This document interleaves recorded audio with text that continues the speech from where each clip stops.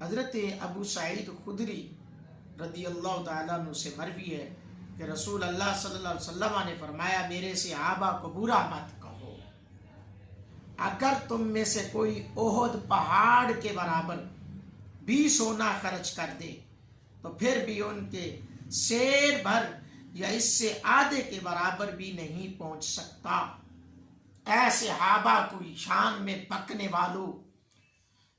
اے میرے مصطفیٰ کی بارگاہ میں بیٹھنے والے، ایمان کی حالت میں بیٹھنے والے صحابہ کے بارے میں بکنے والوں، سوچو میرے کریم آقا علیہ الصلوۃ والسلام نے فرمایا کہ میرے صحابہ کو برا مت کہو، اگر تم میں سے کوئی احد پہاڑ کے برابر بھی سونا خرچ کر دے۔ میں ان لوگوں سے پوچھنا چاہتا ہوں جو بکواس کرتے ہیں رسول اللہ صلی اللہ علیہ وسلم کے صحابہ کے بارے میں۔ حضرت عبداللہ بن عباس رضی اللہ تعالیٰ عنہ سے مروی ہے، حضور علیہ الصلوۃ والسلام نے فرمایا جس نے میرے صحابہ کو گالی دی تو اس پر اللہ تعالیٰ کی اور تمام فرشتوں کی اور تمام انسانوں کی لعنت ہے۔ حضرت ابو سعید خدری رضی اللہ تعالیٰ عنہ سے مروی ہے کہ رسول اللہ صلی اللہ علیہ وسلم نے فرمایا ہر نبی کے 2 وزیر آسمان والوں میں سے اور 2 وزیر زمین والوں میں سے ہوتے ہیں، سو آسمان والوں میں سے میرے 2 وزیر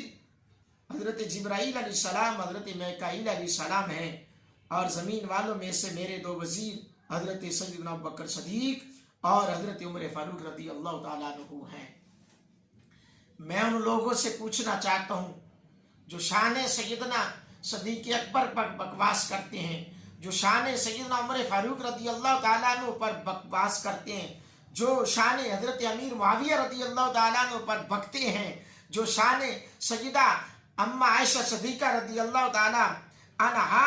پر بھونکتے ہیں، وہ ذرا سوچیں وہ کہاں اپنا ایمان لے کر جائیں گے، کس کو دکھائیں گے؟ رسول اللہ صلی اللہ علیہ وسلم کو حضور نے فرمایا کہ میرے صحابہ کو جس نے گالی دی تو اس پر اللہ کی اور تمام فرشتوں کی، تمام انسانوں کی لعنت ہے۔ اللہ اکبر۔ حضرات گرامی قدر، میرے محبوب کریم علیہ الصلوۃ والسلام کے غلاموں، بچو ایسے لوگوں سے جو صحابہ کے بارے میں بکتے ہیں، جو شان سیدہ عائشہ صدیقہ پر بھونکتے ہیں، جو